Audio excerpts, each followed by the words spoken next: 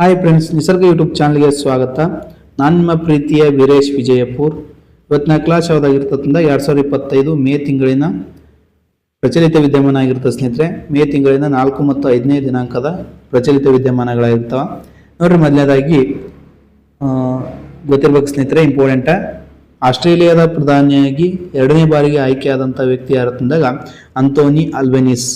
ಇತ್ತೀಚೆಗೆ ಚುನಾವಣೆ ನಡೆಯುತ್ತಿಯಲ್ಲಿ ಆಸ್ಟ್ರೇಲಿಯಾದಲ್ಲಿ ಅಲ್ಲಿ ಬಹುಮತ ಪಡೆದುಕೊಂಡ ವ್ಯಕ್ತಿ ಯಾರಂದಾಗ ಆಂಥೋನಿ ಅಲ್ಬನೀಸ್. ಅಲ್ಲಿ ಯಾವ ಪಕ್ಷ ಆಡಳಿತಕ್ಕೆ ಬರಲಿದೆ ಪ್ರಸ್ತುತ ಅಂತ ಕೇಳಿದಾಗ ಲೇಬರ್ ಪಕ್ಷ. ನೋಡ್ರಿ, ಯಾವ ಪಕ್ಷದ ಪ್ರಧಾನಿಯಾಗಿ ಆಯ್ಕೆ ಆಗಿರೋದು ಕೇಳಿದಾಗ ಲೇಬರ್ ಪಕ್ಷದ್ದು. ಯಾವ ದೇಶದ ಕೇಳಿದಾಗ ಆಸ್ಟ್ರೇಲಿಯಾ ದೇಶದ್ದು ಅಂತೇಳಿ ಗೊತ್ತಿರಲಿ ಸ್ನೇಹಿತರೆ, ಇಂಪಾರ್ಟೆಂಟ್. ಇಲ್ಲಿ ಕ್ವಶನ್ ಕೇಳ್ತಾನ, ಪ್ರಸ್ತುತ ಆಸ್ಟ್ರೇಲಿಯಾದಲ್ಲಿ ಆಡಳಿತ ಮಾಡುತ್ತಿರುವ ಪಕ್ಷ ಯಾವ್ದು ಕೇಳಿದಾಗ ಲೇಬರ್ ಪಕ್ಷ ಅಂತೇಳಿ ಗೊತ್ತಿರಲಿ. ನೆಕ್ಸ್ಟ್ ನೋಡಿ, ನವಯುಗದ ಅಭಿವೃದ್ಧಿ ಸಂಕೇತ. ನೋಡಿ, ಇತ್ತೀಚೆಗೆ ನರೇಂದ್ರ ಮೋದಿ ಅವರು ಕೇರಳದಲ್ಲಿ ಒಂದು ಬಂದರನ್ನ ಉದ್ಘಾಟನೆ ಮಾಡಿದ್ರು. ಆ ತಿರುವನಂತಪುರದ ಪತ್ತಂದಾಗ ವಿಂಜಿಂಜಮ್ ಅಂತೇಳಿ ಒಂದು ಬಂದರ್ ಐತಿ ಸ್ನೇಹಿತರೆ. ಅದನ್ನ ಉದ್ಘಾಟನೆ ಮಾಡಿದಾಗ ನರೇಂದ್ರ ಮೋದಿ ಅವರು. ಗೊತ್ತಿರಲಿ ಸ್ನೇಹಿತರೆ, ಇತ್ತೀಚೆಗೆ ಯಾವ ಬಂದರನ್ನ ನರೇಂದ್ರ ಮೋದಿ ಅವರು ಉದ್ಘಾಟನೆ ಮಾಡಿದ್ರು ಅಂತ ಕೇಳಿದಾಗ ಕೇರಳದ ತಿರುವನಂತಪುರದಲ್ಲಿರುವ ವಿಂಜಿಂಜಮ್ ಅಂತೇಳಿ ಗೊತ್ತಿರಲಿ. ಅಲ್ಲಿಯ ಮುಖ್ಯಮಂತ್ರಿ ಯಾರಂತ ಗೊತ್ತಿರ್ಬೇಕು ಸ್ನೇಹಿತರೆ, ಇಂಪಾರ್ಟೆಂಟ್. ಯಾರಪ್ಪ ಅಂತಂದಾಗ ಮುಖ್ಯಮಂತ್ರಿ ಪಿಣರಾಯಿ ವಿಜಯನ್. ಅಲ್ಲಿಯ ರಾಜ್ಯಪಾಲ, ಕೇರಳದ ರಾಜ್ಯಪಾಲ ಪ್ರಸ್ತುತ ರಾಜೇಂದ್ರ ಅರ್ಲೇಕರ್ ಅವರು ಭಾಗವಹಿಸಿದ್ರು. ಇಂಪಾರ್ಟೆಂಟ್. ಉದ್ಘಾಟನೆ ಮಾಡಿದವರು ಯಾರಂತಂದಾಗ ನರೇಂದ್ರ ಮೋದಿ ಅವರು. ನೆಕ್ಸ್ಟ್, ಆಂಧ್ರ ಪ್ರದೇಶಕ್ಕೆ ನೆರವು. ಇತ್ತೀಚೆಗೆ ಪ್ರಧಾನಿಯವರು ಆಂಧ್ರ ಪ್ರದೇಶಕ್ಕೆ 58,000 ಕೋಟಿ ಮೊತ್ತದ ಯೋಜನೆಗಳಿಗೆ ಚಾಲನೆ ನೀಡಿದ್ದಾರೆ ಸ್ನೇಹಿತರೆ, ಗೊತ್ತಿರಲಿ. ಮೊದಲನೇದಾಗಿ ಕ್ವಾಂಟಮ್ ವ್ಯಾಲಿ ಮುಂದಿನ ವರ್ಷ ಆರಂಭ. ನೋಡ್ರಿ, ಕ್ವಾಂಟಮ್ ವ್ಯಾಲಿ ಅಂತೇಳಿ ಇತ್ತೀಚೆಗೆ ಆಂಧ್ರ ಪ್ರದೇಶದಲ್ಲಿ ಭಾರತ ಆರಂಭ ಮಾಡಲಿದೆ ಸ್ನೇಹಿತರೆ, ಇಂಪಾರ್ಟೆಂಟ್. ಭಾರತ ಅತ್ಯಾಧುನಿಕ ಮತ್ತು ಮೊಟ್ಟ ಮೊದಲ ಕ್ವಾಂಟಮ್ ವ್ಯಾಲಿ ಟೆಕ್ ಪಾರ್ಕ್ ಅನ್ನ 2026 ಜನವರಿ 1ರಂದು ಕಾರ್ಯಾರಂಭ ಮಾಡಲಿದೆ ಎಂದು ಎನ್ ಚಂದ್ರಬಾಬು ನಾಯ್ಡು, ಆಂಧ್ರ ಪ್ರದೇಶದ ಪ್ರಸ್ತುತ ಮುಖ್ಯಮಂತ್ರಿ ಚಂದ್ರಬಾಬು ನಾಯ್ಡು ಅವರು ಹೇಳಿದ್ದಾರೆ ಸ್ನೇಹಿತರೆ. ನೋಡಿ, ಭಾರತದ ಅತ್ಯಾಧುನಿಕ ಮತ್ತು ಮೊಟ್ಟ ಮೊದಲ ಕ್ವಾಂಟಮ್ ವ್ಯಾಲಿ ಟೆಕ್ ಪಾರ್ಕ್ ಇತ್ತೀಚೆಗೆ ಯಾವ ರಾಜ್ಯದಲ್ಲಿ ಸ್ಥಾಪನೆ ಆಗುತ್ತೆ ಕೇಳಿದಾಗ ಆಂಧ್ರ ಪ್ರದೇಶದಲ್ಲಿ. ಪ್ರಸ್ತುತ ಅಲ್ಲಿ ಆಂಧ್ರ ಪ್ರದೇಶದ ಮುಖ್ಯಮಂತ್ರಿ ಯಾರಂತಂದ್ರೆ ಎನ್ ಚಂದ್ರಬಾಬು ನಾಯ್ಡು ಅಂತೇಳಿ ಗೊತ್ತಿರಲಿ. ಅದು ಕಾರ್ಯಾರಂಭ ಯಾವಾಗ ಮಾಡಲಿದೆ ಅಂತ ಕೇಳಿದಾಗ 2026 ಜನವರಿ 1ರಂದು 2026 ಜನವರಿ 1ರಂದು ತನ್ನ ಕಾರ್ಯಾರಂಭವನ್ನ ಮಾಡಲಿದೆ. ಯಾವುದು? ಕ್ವಾಂಟಮ್ ವ್ಯಾಲಿ ಎಂಬುದು. ಇದೇನಪ್ಪ, ಎದಕ್ಕೆ ಸಂಬಂಧಪಟ್ಟದ ಕೇಳಿದಾಗ ನೋಡಿ ಸ್ನೇಹಿತರೆ, ಕ್ವಾಂಟಮ್ ವ್ಯಾಲಿ ಟೆಕ್ ಪಾರ್ಕ್ ನಲ್ಲಿ IBM ಅತ್ಯಾಧುನಿಕ 156 ಕ್ಯೂಬಿಟ್ ಕ್ವಾಂಟಮ್ ಸಿಸ್ಟಮ್ ಸ್ಥಾಪನೆ ಆಗಲಿದ್ದು ಇದು ದೇಶದಲ್ಲಿ ಸ್ಥಾಪಿಸಲಾಗುವ ಅತಿ ದೊಡ್ಡ ಕ್ವಾಂಟಮ್ ಕಂಪ್ಯೂಟರ್ ವ್ಯವಸ್ಥೆ ಎನಿಸಲಿದೆ. ಇದು ಕಂಪ್ಯೂಟರ್ಗೆ ಸಂಬಂಧಪಟ್ಟ ಒಂದು ಟೆಕ್ ಪಾರ್ಕ್ ಆಗಿರ್ತದೆ ಸ್ನೇಹಿತರೆ. ನೋಡ್ರಿ, ಯಾವುದು? ಮೊಟ್ಟ ಮೊದಲ ಕ್ವಾಂಟಮ್ ವ್ಯಾಲಿ ಟೆಕ್ ಪಾರ್ಕ್ ಅನ್ನ ಎಲ್ಲಿ ಸ್ಥಾಪನೆ ಮಾಡಲಾಗುತ್ತದೆ ಕ್ವಶನ್ ಕೇಳಿದಾಗ ಆಂಧ್ರ ಪ್ರದೇಶದಲ್ಲಿ.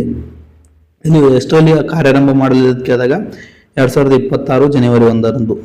ಇಷ್ಟು ಗೊತ್ತಿರಲಿ ಸ್ನೇಹಿತರೆ. ಅಲ್ಲಿ ಪ್ರಸ್ತುತ ಮುಖ್ಯಮಂತ್ರಿ ಯಾರಂತಂದ್ರೆ ಯಾರು? ಚಂದ್ರಬಾಬು ನಾಯ್ಡು ಅಂತೇಳಿ ಗೊತ್ತಿರಲಿ. ನೆಕ್ಸ್ಟ್ ನೋಡ್ರಿ, 6 ವರ್ಷದಲ್ಲಿ 280ಕ್ಕೂ ಹೆಚ್ಚು ಕಾಡು ಪ್ರಾಣಿಗಳು ಬಲಿ. ಇಲ್ಲಿ ಹೆದ್ದಾರಿಗಾಗಿ. ನೋಡಿ, ವನ್ಯಜೀವಿಗೆ ಉರುಳಾದ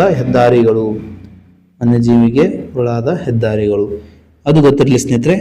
ಅದಾದ ನಂತರ ನೋಡ್ರಿ, ಬನ್ನೇರುಘಟ್ಟ ರಾಷ್ಟ್ರೀಯ ಉದ್ಯಾನವನ ಅಂತ ಬಳಸ್ಯಾರ.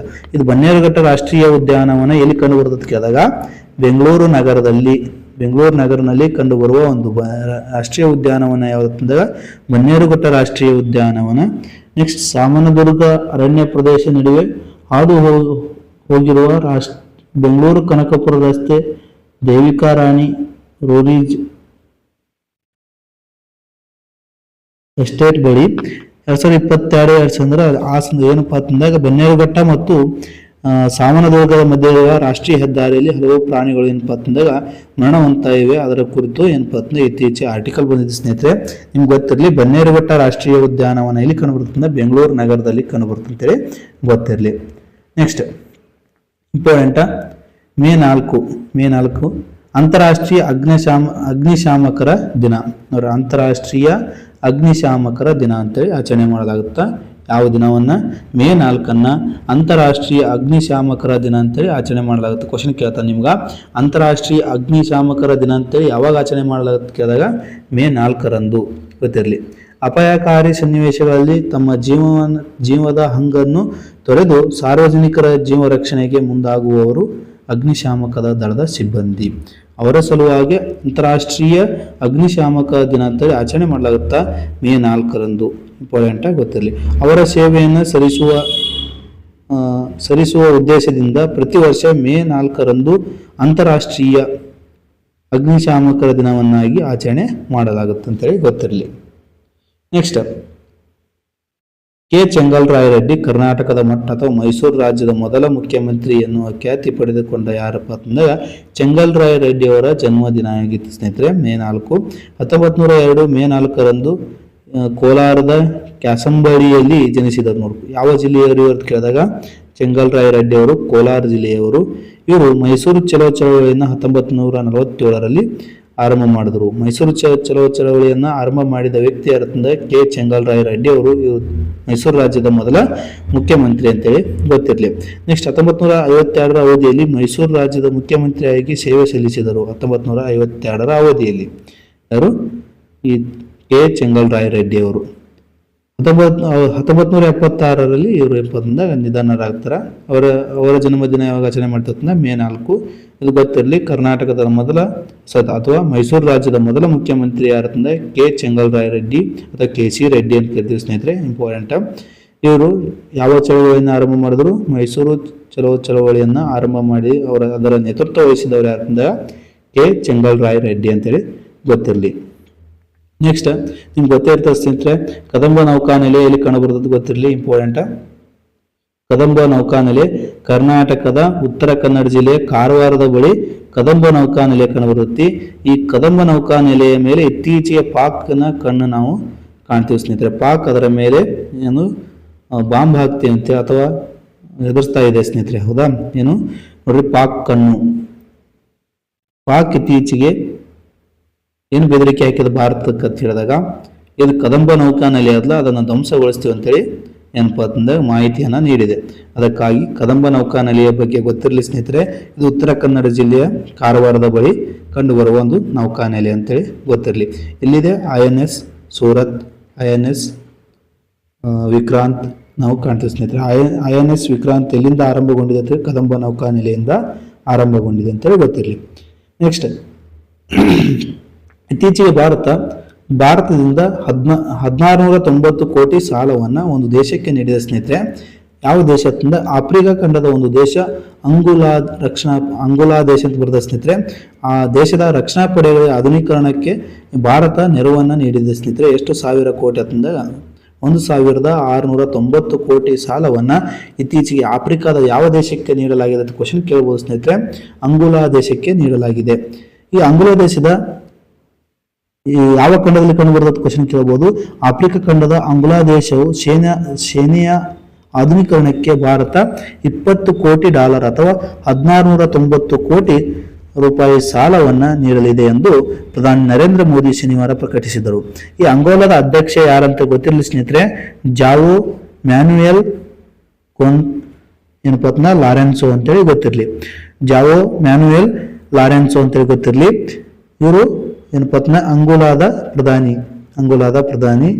ಈ ಅಂಗೋಲಾ ದೇಶಕ್ಕೆ ಭಾರತ ಇತ್ತೀಚೆಗೆ ರಕ್ಷಣಾ ವ್ಯವಸ್ಥೆಗಾಗಿ 1690 ಕೋಟಿ ಅಥವಾ $20 ಕೋಟಿ ಸಾಲವಾಗಿ ನೀಡಿದೆ ಸ್ನೇಹಿತರೆ. ಇದು ಗೊತ್ತಿರಲಿ. ಅಂಗೋಲಾ ದೇಶ ಯಾವ ಖಂಡದಲ್ಲಿ ಕಂಡುಬರ್ತದೆ ಗೊತ್ತಿರಲಿ.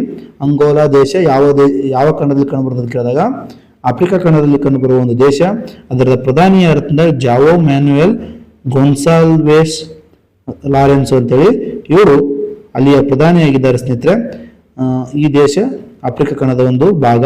ಅದಕ್ಕೆ ಇತ್ತೀಚೆಗೆ ರಕ್ಷಣಾ ವ್ಯವಸ್ಥೆಗಾಗಿ 1690 ಕೋಟಿ ರೂಪಾಯಿ ಭಾರತ ಸಾಲ ನೀಡಲಿದೆ ಅಂತೇಳಿ ಗೊತ್ತಿರಲಿ. ನೆಕ್ಸ್ಟ್, ಜಮ್ಮು ಬಗ್ಲಿಹಾರ್ ಅಣೆಕಟ್ಟಿನಿಂದ ನೀರಿನ ಹರಿವು ತಡೆದ ಭಾರತ. ನೋಡ್ರಿ, ಬಗ್ಲಿಹಾರ್ ಅಣೆಕಟ್ಟಿನಿಂದ ನೀರಿನ ಹರಿವು ತಡೆದ ಭಾರತ. ನೋಡ್ರಿ, ಬಗ್ಲಿಹಾರ್ ಅಣೆಕಟ್ಟು ಎಲ್ಲಿ ಕಂಡು ಬರ್ತದೆ ಕ್ವಶನ್ ಕೇಳ್ತಾನೆ ಡೈರೆಕ್ಟ್. ಜಮ್ಮುವಿನಲ್ಲಿ ಕಂಡು ಬರ್ತದೆ. ಬಗ್ಲಿಹಾರ್ ಅಣೆಕಟ್ಟು ಎಲ್ಲಿ ಕಂಡುಬರುತ್ತದೆ? ಜಮ್ಮುವಿನಲ್ಲಿ ಕಂಡುಬರುವ ಒಂದು ಅಣೆಕಟ್ಟು. ಯಾವ ನದಿಗೆ ನಿರ್ಮಿಸಲಾಗಿದೆ ಅಂತ ಗೊತ್ತಿರಲಿ, ಚೀನಾಬ್ ನದಿಗೆ ನಿರ್ಮಿಸಲಾಗಿದೆ. ಬಗ್ಲಿಯಾರ್ ಅಣೆಕಟ್ಟಿನಿಂದ ನೀರಿನ ಹರಿವನ್ನು ಭಾರತ ತಡೆ ಹಿಡಿದಿದೆ. ಅಲ್ಲದೆ ಜಿಲಂ ನದಿಗೆ ಕಾಶ್ಮೀರದಲ್ಲಿ ಕಟ್ಟಿರುವ ಕಿಸಾನ್ ಗಂಗಾ ಅಣೆಕಟ್ಟು ನೋಡ್ರಿ ಇಂಪಾರ್ಟೆಂಟ್. ಎಲ್ಲಿ ಕಟ್ಟಲಾಗಿದೆ? ಇದು ಕಾಶ್ಮೀರದಲ್ಲಿ ಕಟ್ಟಲಾಗಿರುವ ಕಿಸಾನ್ ಗಂಗಾ ಅಣೆಕಟ್ಟಿನಿಂದಲೂ ನೀರಿನ ಹರಿವು ಸ್ಥಗಿತಗೊಳಿಸಲು ಚಿಂತನೆ ನಡೆಸಲಾಗಿದೆ. ನೋಡ್ರಿ ಕ್ವಶನ್ ಏನು ಕೇಳ್ತಾನೆ ಇಲ್ಲಿ, ಇಂಪಾರ್ಟೆಂಟ್. ಅಣೆಕಟ್ಟುಗಳು, ಕಿಸಾನ್ ಗಂಗಾ ಅಣೆಕಟ್ಟು ಯಾವ ನದಿಗೆ? ಜಿಲಂ ನದಿಗೆ ಎಲ್ಲಿ? ಕಾಶ್ಮೀರದಲ್ಲಿ ನಿರ್ಮಿಸಲಾಗಿದೆ. ನೋಡಿ ಜಿಲಂ ನದಿಗೆ ಯಾವ ಅಣೆಕಟ್ಟು? ಕಿಸಾನ್ ಗಂಗಾ ಅಣೆಕಟ್ಟು ಎಲ್ಲಿ? ಕಾಶ್ಮೀರದಲ್ಲಿ, ಜಮ್ಮು ಕಾಶ್ಮೀರದ ಕಾಶ್ಮೀರನಲ್ಲಿ ನಿರ್ಮಿಸಲಾಗಿದೆ. ಅದೇ ಚೀನಾಬ್ ನದಿಗೆ ಬಗ್ಲಿಹಾರ್ ಅಣೆಕಟ್ಟನ್ನ ಎಲ್ಲಿ ನಿರ್ಮಿಸಲಾಗಿದೆ ಅಂದ್ರೆ ಜಮ್ಮುವಿನಲ್ಲಿ ನಿರ್ಮಿಸಲಾಗಿದೆ ಅಂತ ಗೊತ್ತಿರಲಿ.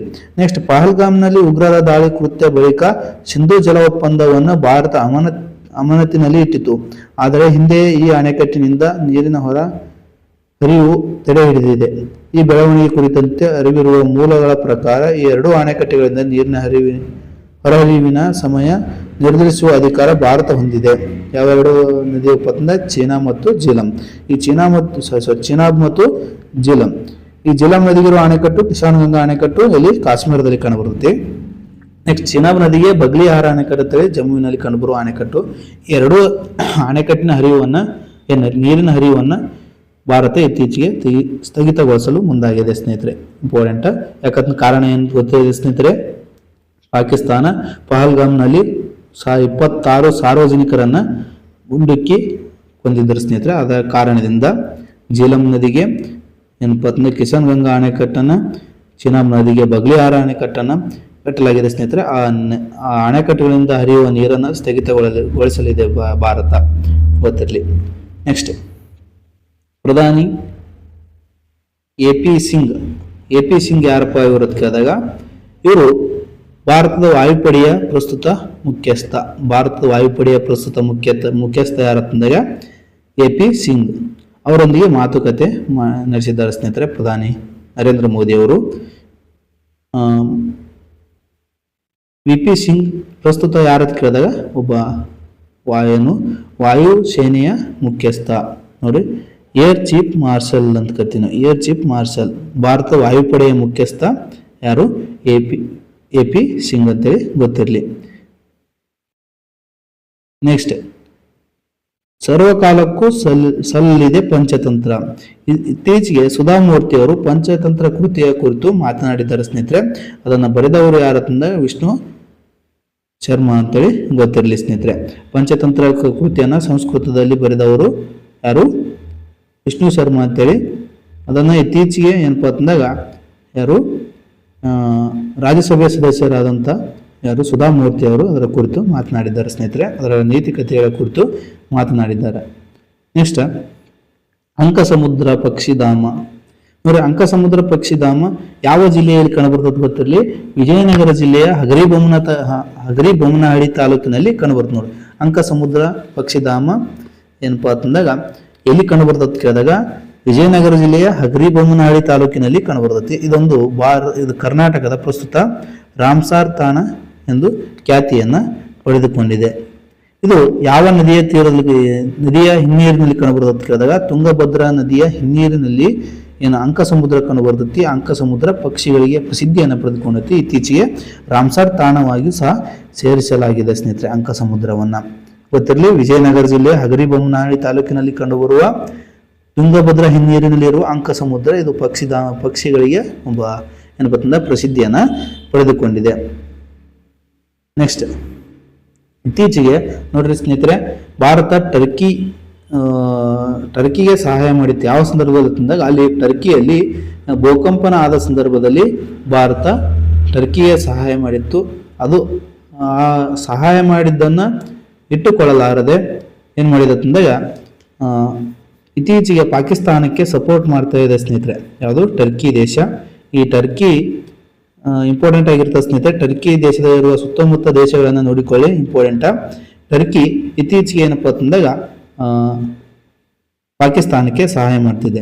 ಆ ಕಾರಣದಿಂದ ಭಾರತ ಮತ್ತು ಮಧ್ಯಪ್ರಾಚ್ಯ ಯುರೋಪ್ ಕಾರಿಡಾರ್ ಯುರೋಪ್ ಆರ್ಥಿಕ ಕಾರಿಡಾರ್ ಯೋಜನೆಯಿಂದ ಏನಪ್ಪಾ ಅಂತಂದ್ರೆ ಟರ್ಕಿಯನ್ನ ಹೊರಗಿಡಲಾಗಿದೆ. ನೋಡಿ ಕ್ವಶನ್ ಕೇಳ್ತಾನೆ ಸ್ನೇಹಿತರೆ. ಭಾರತ ಮತ್ತು ಮಧ್ಯಪ್ರಾಚ್ಯ ಯುರೋಪ್ ಆರ್ಥಿಕ ಕಾರಿಡಾರ್ ಯೋಜನೆಯಿಂದ ಹೊರಗಿಟ್ಟ ದೇಶ ಯಾವ್ದಂದಾಗ ಟರ್ಕಿ ದೇಶ. ಈ ಟರ್ಕಿ ದೇಶದ ಪ್ರಸ್ತುತ ಏನಪ್ಪಾ ಅಂತಂದಾಗ ಈ ಪ್ರಸ್ತುತ ಏನ್ ಮಾಡಿದ ಅಂತಂದ್ರೆ ಪಾಕಿಸ್ತಾನಕ್ಕೆ ಏನು ಯುದ್ಧದಲ್ಲಿ ಸಹಾಯವನ್ನ ಮಾಡ್ತಾ ಇದೆ ಸ್ನೇಹಿತರೆ. ನೆಕ್ಸ್ಟ್, ಈ ದೇಶದ ರಾಷ್ಟ್ರಪಿತ ಯಾರನ್ನ ಕರಿತೀವಿ ಅಂತಂದ್ರೆ ಟರ್ಕಿ ದೇಶದ ರಾಷ್ಟ್ರಪಿತ ಯಾರಂತಂದಾಗ ಅಟಾಟರ್ಕ್ ಅಂತೇಳಿ ಇವರು ಟರ್ಕಿ ದೇಶದ ರಾಷ್ಟ್ರಪಿತ ಎಂದು ಪ್ರಸಿದ್ಧಿಯನ್ನ ಪಡೆದುಕೊಂಡ ವ್ಯಕ್ತಿ, ಗೊತ್ತಿರಲಿ ಸ್ನೇಹಿತರೆ. ನೆಕ್ಸ್ಟ್, ಇಲ್ಲೊಂದು ಅಟಾಟರ್ಕ್ ಮತ್ತು ಜಿನ್ನಾ ಎಂಬ ಒಂದು ಸೇನಾ ಸಮರಾಭ್ಯಾಸ ನಡೀತದೆ ಸ್ನೇಹಿತರೆ. ಯಾವ ದೇಶಗಳ ಮಧ್ಯೆ ಕೇಳಿದಾಗ ಪಾಕಿಸ್ತಾನ ಮತ್ತು ಟರ್ಕಿ ಸೇನೆಗಳ ಮಧ್ಯೆ ನಡೆಯುವ ಒಂದು ಸಮರಾಭ್ಯಾಸ ಅಟಾಟರ್ಕ್ ಮತ್ತು ಜಿನ್ನಾ ಎಂಬ ಒಂದು ಸಮರಾಭ್ಯಾಸ. ಅದು ಪಾಕಿಸ್ತಾನ ಮತ್ತು ಟರ್ಕಿ ದೇಶಗಳ ಮಧ್ಯೆ ನಡೆಯುವ ಒಂದು ಜಂಟಿ ಸಮರಾಭ್ಯಾಸ ಅಂತ ಗೊತ್ತಿರಲಿ. ನೆಕ್ಸ್ಟ್ ಇಂಪಾರ್ಟೆಂಟ್ ಸ್ನೇಹಿತರೆ, ಇದು ಎರಡು ಹೊಸ ಭತ್ತದ ತಳಿ ಬಿಡುಗಡೆ ಇಂಪಾರ್ಟೆಂಟ್. ICAR ನಿಂದ ಜಿನೋಮ್ ತಂತ್ರಜ್ಞಾನದ ಅಡಿ ತಳಿ ಅಭಿವೃದ್ಧಿ. ಇಂಪಾರ್ಟೆಂಟ್. ICAR ನಿಂದ ಯಾವ ಸಂಸ್ಥೆಯಿಂದ? ICAR ಸಂಸ್ಥೆಯಿಂದ ಜಿನೋಮ್ ತಂತ್ರಜ್ಞಾನದ ಅಡಿ ಭತ್ತದ ತಳಿಯನ್ನ ಇತ್ತೀಚೆಗೆ ಎರಡು ಹೊಸ ಭತ್ತದ ತಳಿಯನ್ನ ಅಭಿವೃದ್ಧಿಪಡಿಸಲಾಗಿದೆ ಸ್ನೇಹಿತರೆ. ಇಂಪಾರ್ಟೆಂಟ್. ಏನಪ್ಪ ಅಂತಂದಾಗ ಗೊತ್ತಿರಲಿ. ಮೊದಲನೇದಾಗಿ DRR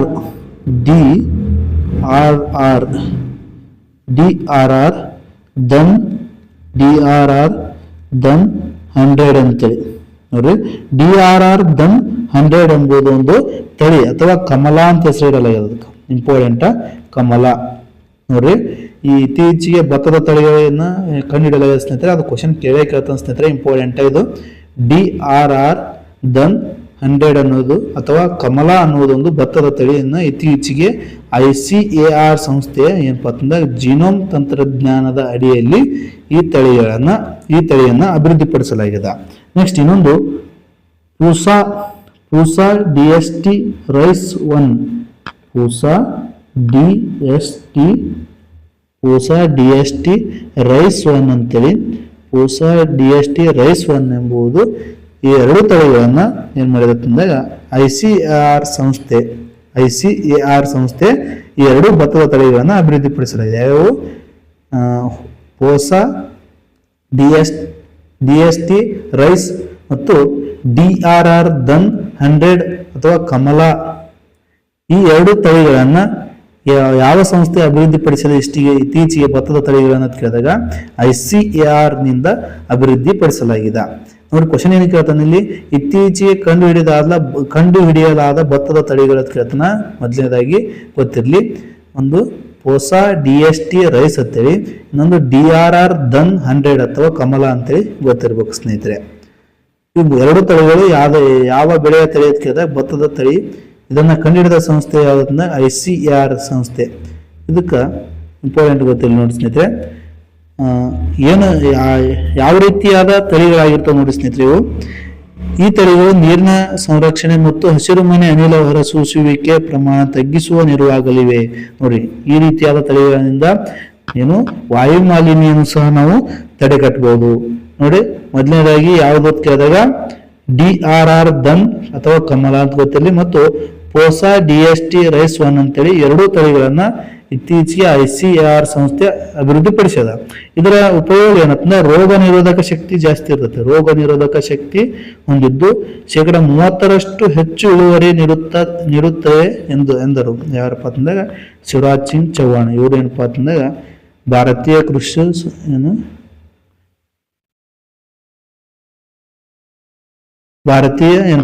ಕೇಂದ್ರ ಕೃಷಿ ಸಚಿವ ಯಾರತ್ನ ಶಿವರಾಜ್ ಸಿಂಗ್ ಚೌಹಾಣ್ ಅವರು ಏನ್ ಹೇಳ್ತಾರ ಅಂತಂದಾಗ ಇದು 30% ಇಳುವರಿಯನ್ನು ನೀಡಲಿದೆ ಅಂತೇಳಿ ಹೇಳತ್. ನೋಡಿ ಕ್ವಶನ್ ಏನ್ ಕೇಳಬಹುದು ಇಲ್ಲಿ, ಕೇಂದ್ರ ಕೃಷಿ ಸಚಿವ ಯಾರತ್ ಕ್ವಶನ್ ಕೇಳ್ತಾನ? ಶಿವರಾಜ್ ಸಿಂಗ್ ಚೌಹಾಣ್ ಅಂತ ಗೊತ್ತಿರ್ಲಿ. ಇತ್ತೀಚೆಗೆ ಎರಡು ಭತ್ತದ ತಳಿಯನ್ನು ಕಂಡುಹಿಡಿಯಲಾಗಿದೆ. ಆ ಭತ್ತದ ತಳಿಗಳು ಯಾವತ್ತಂದಾಗ DRR ದನ್ 100 ಮತ್ತು ಪೂಸಾ, DST, ರೈಸ್ 1 ಅಂತೇಳಿ ಗೊತ್ತಿರಲಿ. ಅವುಗಳ ಉಪಯೋಗ ಅಂತಂದಾಗ ಈ ತಳಿಗಳು ರೋಗ ನಿರೋಧಕ ಶಕ್ತಿಯನ್ನು ಹೊಂದಿದ್ದು 30% ಹೆಚ್ಚು ಇಳುವರಿಯನ್ನು ನೀಡುತ್ತವೆ. ನೆಕ್ಸ್ಟ್ ನೋಡಿ, ಈ ತಳಿಗಳು ನೀರಿನ ಸಂರಕ್ಷಣೆ ಮತ್ತು ಹಸಿರುಮನೆ ಅನಿಲ ಹೊರಸೂಸುವಿಕೆ ಪ್ರಮಾಣ ತಗ್ಗಿಸುವಲ್ಲಿ ನೆರವಾಗಲಿವೆ. ನೋಡಿ, ಶೀಘ್ರವೇ ದೇಶದ ರೈತರಿಗೆ ಈ ತಳಿಗಳನ್ನು ವಿತರಿಸಲಾಗುವುದು ಎಂದು ತಿಳಿಸಲಾಗಿದೆ. ಇಂಪಾರ್ಟೆಂಟ್ ಗೊತ್ತಿರಲಿ. ಇವುಗಳ ಮೂಲ ತಳಿ ಯಾವುದಂತ ಗೊತ್ತಿರಲಿ ಸ್ನೇಹಿತರೆ. ನೋಡಿ, ಸಂಬಾ, ಮಹಾಸೂರಿ ಮತ್ತು ಕೊಟುಂಡೂರು, ಸನ್ನಾಲು, ಭತ್ತದ ತಳಿ ಬಳಸಿಕೊಂಡು ಈ ಹೊಸ ತಳಿಗಳನ್ನು ಅಭಿವೃದ್ಧಿ ಪಡಿಸಲಾಗಿದೆ. ಯಾವುಗಳನ್ನು ಏನು DRR ಮತ್ತು ಪೋಸಾ ಬರ್ತಾವಲ್ಲ, ಇವುಗಳನ್ನು ಯಾವ 2 ತಳಿಗಳನ್ನು ಬಳಸಿಕೊಂಡು ಈ 2 ತಳಿಗಳನ್ನು ಉತ್ಪಾದಿಸಲಾಗಿದೆ ಕೇಳಿದಾಗ, ಒಂದು ಸಾಂಬಾ ಮಹಾಸೂರಿ, ಇನ್ನೊಂದು ಕೊಟ್ಟುಂಡೂರ ಸನ್ನಾಲು ಅಂತ ಭತ್ತದ ತಳಿಗಳು ಬರ್ತಾವೆ. ಇವುಗಳಲ್ಲಿರುವ ಜೀನನ್ನು ಬದಲಾವಣೆ ಮಾಡಿ ಏನಪ್ಪಾ ಅಂತಂದಾಗ ಈ 2 ತಳಿಗಳನ್ನ ಕಂಡುಹಿಡಿಯಲಾಗಿದೆ. ನೋಡಿ, ಜಿನೋಮ್ ಎಡಿಟಿಂಗ್ ಎಂದರೇನು ಅಂತ ಗೊತ್ತಿರಬೇಕು. ಜೀವಿಗಳ ಪ್ರತಿಯೊಂದು ಜೀವಕೋಶದಲ್ಲೂ ತಳಿಸೂತ್ರವಿದೆ. ತಳಿಸೂತ್ರ ಅಂದ್ರೆ DNA ಅಥವಾ ಜೀನ್ ಇದೆ ಅಂತ ಹೇಳೋದು. ಜೀವಕೋಶದ DNA ಯನ್ನು ಕೃತಕವಾಗಿ ಬದಲಿಸುವ ವಿಧಾನಕ್ಕೆ ಜಿನೋಮ್ ಎಡಿಟಿಂಗ್ ಅಂತೇಳಿ ಕರೆಯಲಾಗುತ್ತೆ. ಕೃತಕವಾಗಿ ಬದಲಾವಣೆ ಮಾಡ್ಲಕ್ಕ ಜೀವಿಗಳ ಪ್ರತಿಯೊಂದು ಜೀವಕೋಶದಲ್ಲೂ ತಳಿಸೂತ್ರವಿದೆ. ಜೀವಕೋಶದ DNA ಯನ್ನು ಕೃತಕವಾಗಿ ಬದಲಾಯಿಸುವ ಕಾರ್ಯಕ್ಕೆ ಏನಂತ ಕರಿತೈತೆ ಅಂದಾಗ ಜಿನೋಮ್ ಎಡಿಟಿಂಗ್ ಎಂದು ಕರೆಯಲಾಗ್ತದೆ. ಗೊತ್ತಿರಲಿ. ನೆಕ್ಸ್ಟ್ ನೋಡಿ, ಇತ್ತೀಚೆಗೆ ಸಿಂಗಾಪುರದಲ್ಲಿ ಎಲೆಕ್ಷನ್ ನಡೆದ ಸ್ನೇಹಿತರೆ. ಅಲ್ಲಿ ಪ್ರಧಾನಿ ವಾಂಗ್ ನೇತೃತ್ವದ ಪಕ್ಷಕ್ಕೆ ಬಹುಮತ ಸಿಕ್ಕಿದೆ ಸ್ನೇಹಿತರೆ. ಅಲ್ಲಿಯ ಪ್ರಧಾನಿ ಹಿಂದೆ ಯಾರಾಗಿದ್ದರು ಕೇಳಿದಾಗ ಲಾರೆನ್ಸ್ ವಾಂಗ್ ಅಂತಿದ್ರು. ಇವರು ಯಾವ ಪಕ್ಷದ ನೇತೃತ್ವ ವಹಿಸಿದ್ರು ಕೇಳಿದಾಗ ಪೀಪಲ್ಸ್ ಆಕ್ಷನ್ ಪಕ್ಷದ ನೇತೃತ್ವ, PAP ಪಕ್ಷ ಅಧಿಕಾರಕ್ಕೆ ಬಂದಿದೆ. ಯಾವತ್ತು ಪೀಪಲ್ ಆಕ್ಷನ್ ಪಕ್ಷ. ಈ ಪಕ್ಷದ ನೇತೃತ್ವವನ್ನು ವಹಿಸಿದ್ರು ಯಾರು? Lawrence Wong. ಮತ್ತೆ ಬಹುಮತವನ್ನು ಪಡೆದುಕೊಂಡಿದ್ದಾರೆ. ಸಿಂಗಾಪುರದ ಪ್ರಧಾನಿಯಾಗಿ ಆಯ್ಕೆಯಾಗಲಿದ್ದಾರೆ ಸ್ನೇಹಿತರೆ. ಗೊತ್ತಿರಲಿ. ಸಿಂಗಾಪುರದ ಪ್ರಸ್ತುತ ಪ್ರಧಾನಿ ಯಾರು ಕೇಳಿದಾಗ ಗೊತ್ತಿರಲಿ ಲಾರೆನ್ಸ್ ವಾಂಗ್ ಅಂತೇಳಿ ಗೊತ್ತಿರಲಿ. ಯಾವ ಪಕ್ಷ ಆಡಳಿತಕ್ಕೆ ಬರ್ತಾ ಇದೆ ಅಂತ ಕೇಳಿದಾಗ ಪೀಪಲ್ಸ್ ಆಕ್ಷನ್ ಪಕ್ಷ ಅಂತೇಳಿ ಅಥವಾ PAP ಪಕ್ಷ ಆಡಳಿತಕ್ಕೆ ಬರಲಿದೆ ಅಂತೇಳಿ ಗೊತ್ತಿರಲಿ. ಇಂಪಾರ್ಟೆಂಟ್ ಸ್ನೇಹಿತರೆ. ಥ್ಯಾಂಕ್ ಯು ಸ್ನೇಹಿತರೆ. ನನ್ನ ಕ್ಲಾಸ್ ಇಷ್ಟ ಆದರೆ ಲೈಕ್ ಮಾಡಿ, ಶೇರ್ ಮಾಡಿ, ಕಮೆಂಟ್ ಮಾಡಿ.